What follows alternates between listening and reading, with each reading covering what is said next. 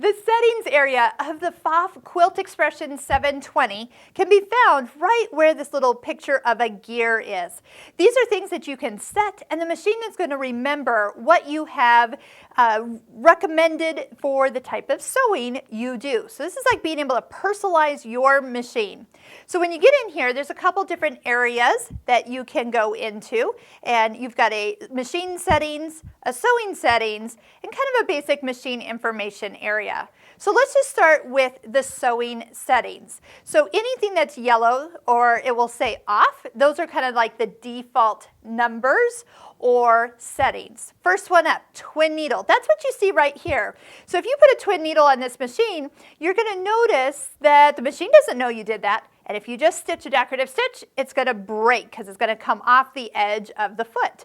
But if you tell the machine the size of twin needle you are working with, for example, if I pick 2.0, then it will show that particular setting, and it will show you the stitch in that look. So a 2.0 twin needle, you can kind of like see what the stitch is going to look like before you even stitch it. That's always a fun one. Utility stitches are always like a blast. You have no idea what you're going to get until you actually touch the stitch.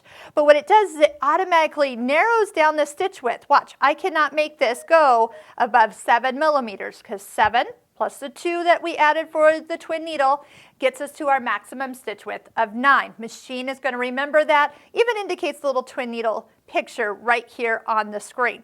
So if I want to take off my twin needle, go back into settings, take twin needle, and go to off. And that will return you back to what you would be used to for normal stitching. Next one, stitch width safety. So this is going to tell the machine that you have a straight stitch throat plate on, or you can even use it when you put a 1/4 inch foot and it has just a straight stitch option. What happens if you stitch a zigzag with a 1/4 inch foot?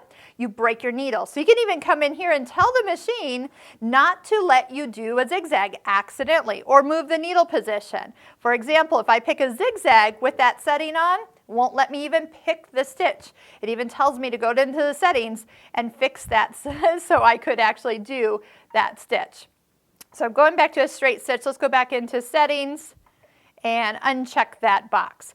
Pressure foot pressure. So you have options for how firm that foot will come down onto your fabric.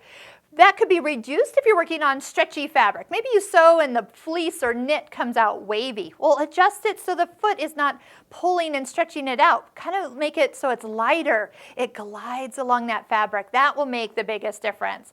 And it will, you can even feel it. It's like super light on the fabric. Okay, I'm going to put that back to normal.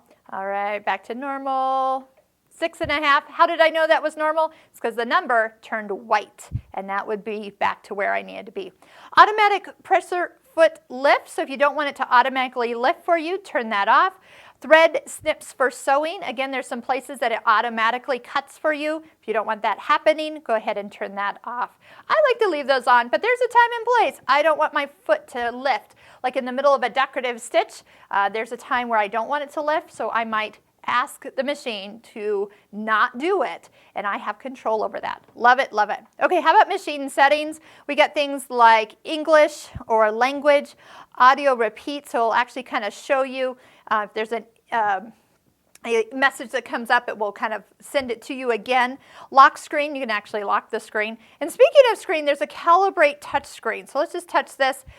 I do need to physically, now that I have touched it, to follow the directions on screen. So if you ever have your touch screen where it doesn't touch, like meaning if you touch this area and you get this stitch, I have to be real careful here because if I need to make sure I do what I'm told. But you can recalibrate it. It means you don't have to take it to your service center to have this done. You can do it yourself. So I'm taking my stylus and very carefully, it says touch the center of each crosshair appearing on the screen. So I'm going to just carefully touch. Touch, it's going to move around, and you just touch until it is happy.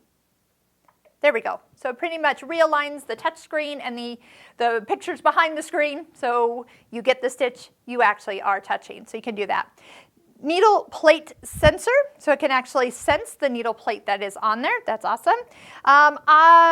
Machine information, this is your software current release date. So if it needs any updates and any information at all, everything is in here. This is mostly just for verification.